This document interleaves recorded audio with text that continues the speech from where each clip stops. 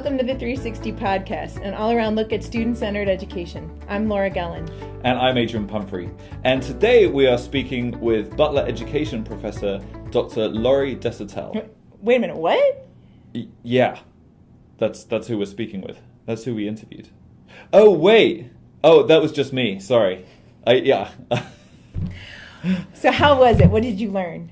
It was awesome. It was so great. I managed to go and visit her at Butler College of Education, and she is something of a renowned expert on emotions and how that links to cognition. Some of the stuff we were talking about with Glenn Whitman, but she's also concerned with the sort of mental health side of things and how we are taking care of the whole student. So it was fantastic to speak with her, and we talked about lots of great things. We could have spoken for hours more, but it was really good. Well, that sounds great. Let's hear more from Laurie herself. Okay. Well, Dr. Laurie Desautels, thank you so much for joining us on the 360 podcast. Thank you, Adrian. I'm glad to be here today. Yeah.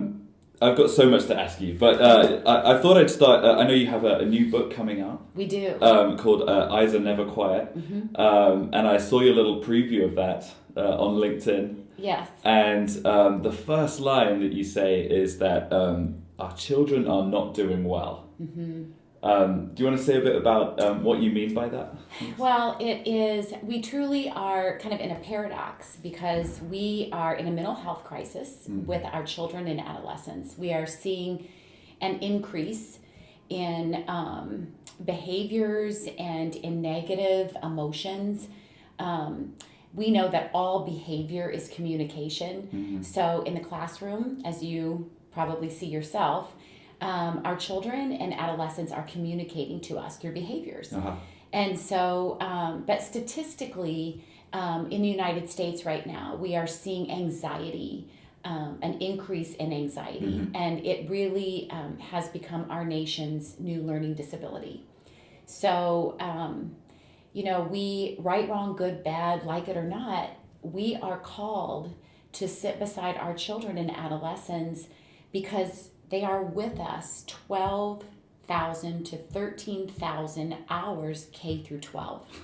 So, I mean, it's much more, isn't it, than teaching content? Absolutely. Because if that mental and emotional state is not present in the classroom, mm-hmm. they're not going to be able to engage in the content. Yeah, absolutely. So but with that crisis, with this mental health crisis, we also have an opportunity, and again, seeing patterns and seeing what that behavior is communicating to us mm-hmm. is so critical right now. Yeah, and what is it that we're learning now that we didn't know before? So when I was learning to teach 10 years ago, there were phrases that would come out like "I'm a teacher first and a mathematician second," and those are good things to think about. But what is it that is coming out in the research right now? So the brain research is really supporting best practice in our classrooms, in mm-hmm. schools and districts. Mm-hmm. And we have to be very aware of neuromyths. I'm constantly fighting those. Uh-huh. We're not talking about a student being left-brained or right-brained. Uh-huh. We're not talking about activation in certain regions of the brain, because the brain is all about connections. Yeah. It's about those experiences that a child or adolescent brings into our classrooms mm-hmm. that become habitual. And so we see those in behavior, we see those in emotion. So the research is sharing with us right now that many of our students are coming in a survival brain state, in a brain state that is wired to pay attention to everything that feels threatening or that feels unsafe mm-hmm. or that feels unfamiliar to a negative degree. Yeah. And so when you are constantly vigilant and scanning the environment for triggers, uh-huh. This is unconscious. Yeah. Then it's really hard to be present and to think about an algorithm, right? Or to read Shakespeare, absolutely, or to do a surface area equation. It's not going to happen. Has this increased recently? Do you think this is an acute thing, or has this been... I think that we are seeing, and again, I don't want to be definitive in stating that there's one specific cause for the mental and emotional unrest that we're seeing, but we do know that many of our children and adolescents are coming in with significant adversity. Unlike any other time, poverty has increased in our state and nation. The opioid epidemic that has hit many communities in Indiana and across the country has created more challenging behavioral situations for us as educators. And so there are technology without an adult to buffer and to provide structure and boundaries. In the new Adverse Childhood Experience study that was just published, or I believe the data was processed in April of 2017, there have been a couple more indicators added to that Adverse Childhood Experience study. This is actually a larger study than the original study. And the multiracial population and the LGBTQ population, also technology without buffers, those have been identified as those have been added to the adversities that were already established in the late 90s study. And how much of this is, a lot of those things are outside of the school. Absolutely. How much of this anxiety comes from outside of school versus what they experience in school? Well, I think it's a great mixture of both, because school really is the de facto. It is the place where our children and adolescents come together. And the academic piece and the learning piece is one aspect of school, but the other aspect of school is social. And so we see, as you're so aware, there's been an increase in bullying behavior, which is humiliating, which can feel like rejection. And so a lot of these adversities are happening outside of school, but many are happening, within the hallways and within our buildings too. Yeah. And so we're talking a lot at Part Tutor about social emotional learning right now. Right. And do you see trends as far as sources of anxiety by kind of kinds of school and public, charter, private? Do you see differences? So that is a great question, and I think that there are. I think adversity is adversity is adversity. So what I mean by that is neglect has, and I'm sure as a middle school teacher, you are so familiar with what, we're discussing today, but these adversities cross all socioeconomic and racial and ethnic boundaries.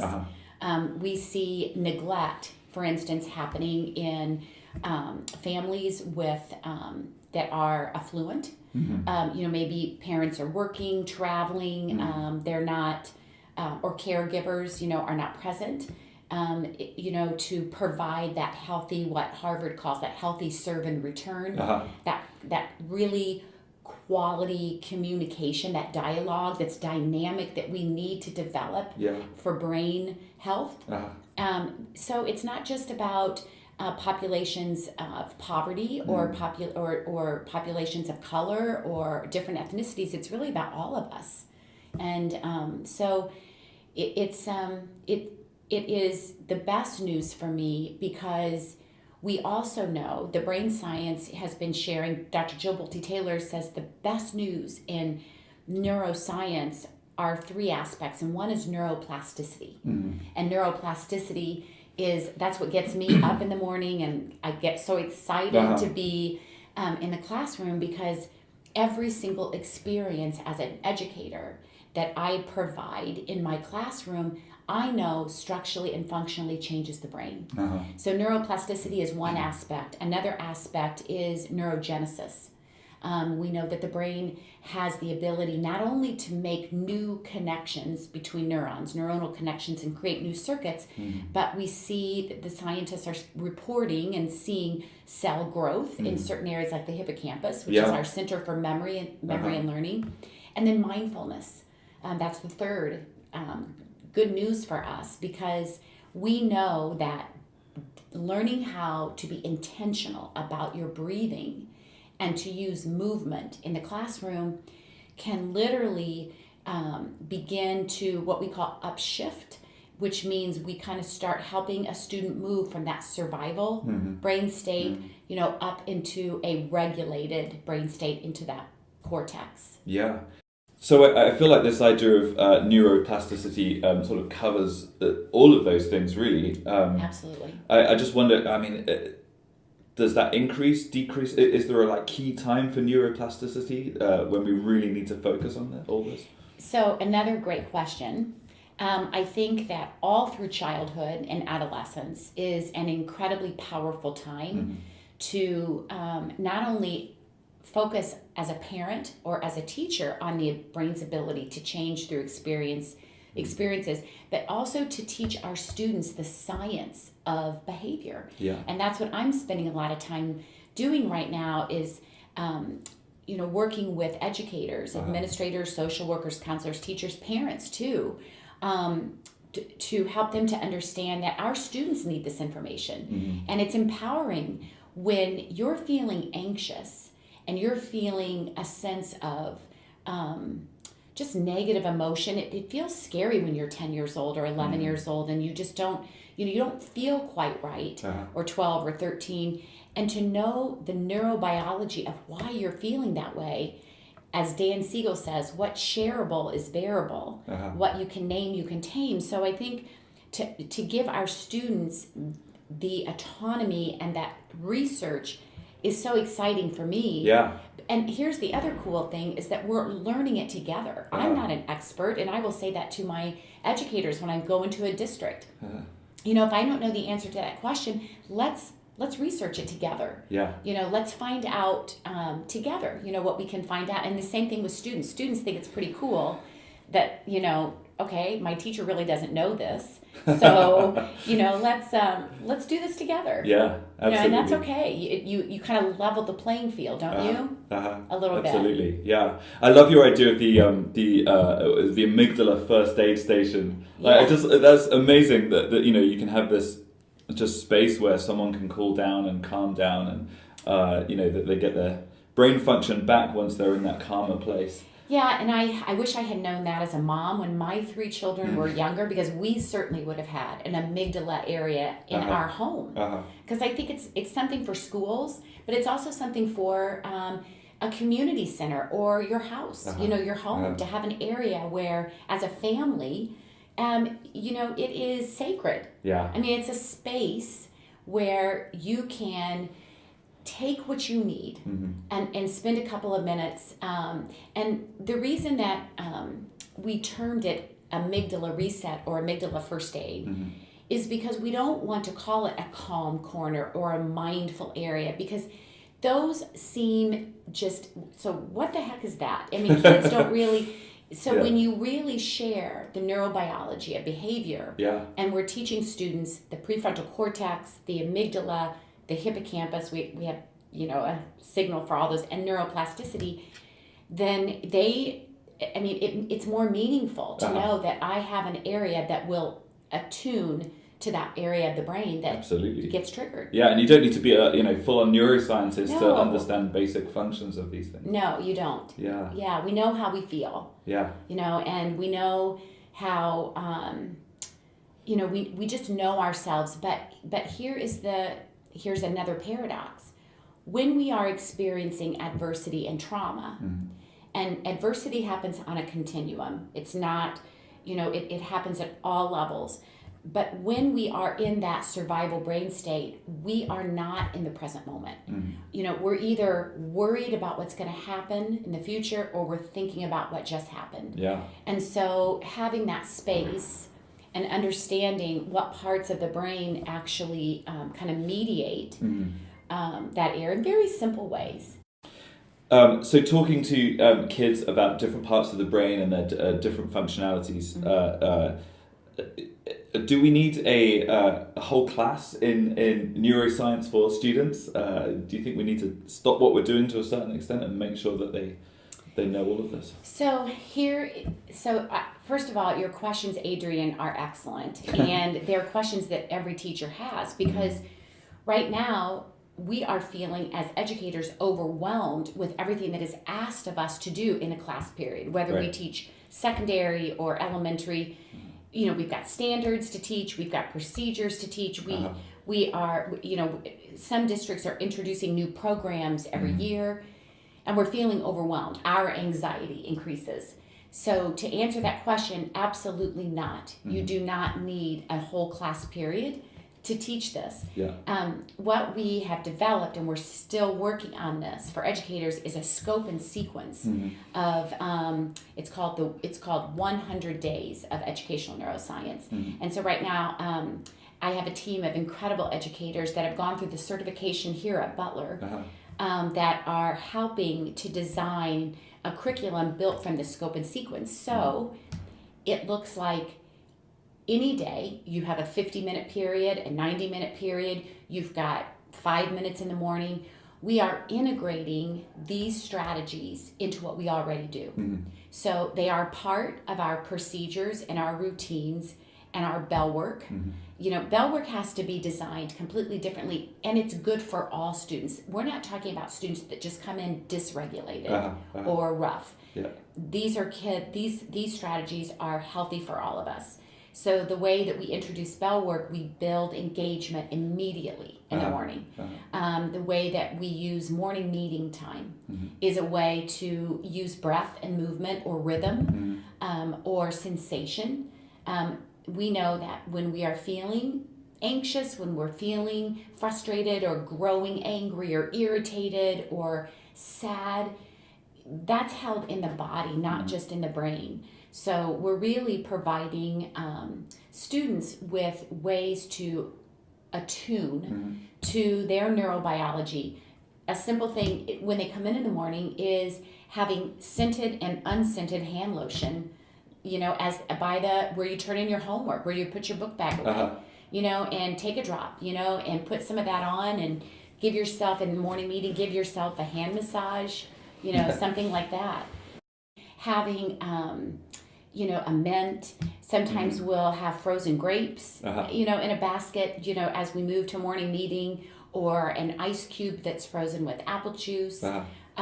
We've been using rhythm and drumming, and it's so you don't need a drum set. You just need your lap. You need to clap. You need to snap. You need to move. We still, if we say meditation in the classroom in Indiana, or in different areas of the country, people still are hesitant to use that terminology in the secular academic world. So 5 years ago, when we started teaching students about breathing and about the significance of that, we call these focused attention practices. And that's really what they are. I mean, they really build capacity in the executive functions so that you can pay attention and you can slow down and pause. So those are really, you can't, if you don't have attention and you can't regulate those emotions, you can't learn. Absolutely. I've found, just little strategies here and there have really helped. I don't know about test scores personally, but at the beginning of an assessment, I like to just give kids heads down. Let's do some breathing exercises, and there are one or two kids that are just like, why are we doing this? And I'll try and explain, but they'll keep asking. But most of the time, kids I think really appreciate that time and the time to settle their mind and their body and just get ready for assessments. It really is so important. One of the middle school teachers, and this was a few years ago. She had kind of a sensory buffet, and part of her as they came in, part of that was just to pick up a book that you were interested in, and just to read, just to be quiet, for a minute, or to draw. We know that art, that's bell work, to do some bilateral scribbling, to just create. Together we have a squiggle story for all ages, not just for little ones, but to have together to do something where you're drawing it, because when you can draw something, it literally takes that negative emotion out and contains it out here. Yeah. So those kids that like to doodle, it's so healthy. We should give space for them to Absolutely. To do that. You know, and we assume that because a child or adolescent isn't looking at you, or maybe they're pacing, that they're not paying attention. But what I am learning, and I wish I had known this with my older son, what I'm learning is that some kids need to pace to learn. Some kids need to move to learn. Some kids, it's distracting if they have to look at you. You know, they do better just to doodle. Yeah. You know, to have something that's occupying their hands and doesn't mean that they're not paying attention. Yeah, absolutely. In all of this, you know, we're talking about teaching and learning strategies, but presumably with the sources of anxiety being both, you know, from on campus and off campus, presumably the role of parents in all of this and the relationship with school and parents is key to this whole process. Absolutely. And one of the things I think, if I had to name what you just asked or just shared, which is so absolutely true, in a sentence, as a parent or as an educator, I really in this time am called to co-regulate with my child.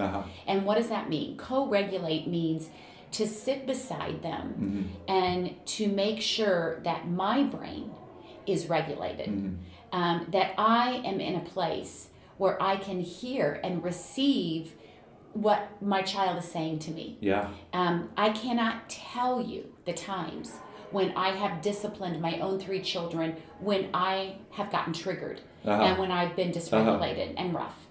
And so as a parent, I cannot tell you how important it is to attend to your own mental and emotional health. Because when you are regulated and when you are calm, it's not the words that you are saying that are being heard, it's your beingness. Yeah. It's really modeling that affect that, you know, we want from our students. So, you know, Absolutely. it's that old saying, you know, it's walk the walk, not the talk. And I think that's what that refers to. Yeah. You know, I'm really understanding how important co-regulation is. Because when we're rough and when our kids are upset, they don't hear words. They don't hear anything. Right. So I think of, you know, the stream of sentences I have wasted, you know, throughout the years, just by talking when I've been frustrated and when I'm disciplining. Yeah. Oh my word, I relate to that. Yes, we all do. Yeah, you know? absolutely. Yeah, we all do. Yeah. So it's very critical. Yeah, and I think it's important that we as teachers and parents think about that, you know, when we're, you know, in a situation like this where we're not right in the middle of the situation, we need to think about it outside that situation. Absolutely. So that when we're in that, we think, oh yeah, this is when I need to, you know, look after my amygdala before I help with theirs. It's just critical. You know, we say in schools, a dysregulated brain cannot regulate another brain. And so when we're functioning in our survival state, you know, it's impossible for me to regulate my own child. And for, you know, for me to create that emotional contagion of calmness. Yeah.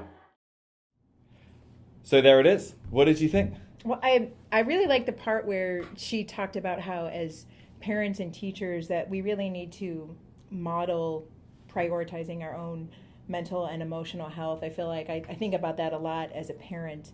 And I like the idea of making it a goal to think of it more as a teacher. Yeah, I mean, it was really useful to hear that from her, and the same, you know, I thought about that as a parent, but as a teacher, perhaps not so much. And, you know, when you're at teacher training college or wherever, that's perhaps not talked about all that much. You know, it's a lot about pedagogy and teaching well and developing learning, but they don't talk about that side of things all that much. Right, so. And it's nice to be reminded that it's just as important, right? That if we're not really in the right kind of mental space, we're not really the best learners we can be. Right. I also liked how she talked about, you know, if you can name it, you can tame it, as the Dan Siegel quote. So, you know, giving students the vocab and the ability to name what they're going through, the emotions that they're feeling, I think is hugely powerful. And I also like the fact that we don't need some like dedicated course to teach this, right? We can integrate it into our curriculum. So I thought that was really powerful.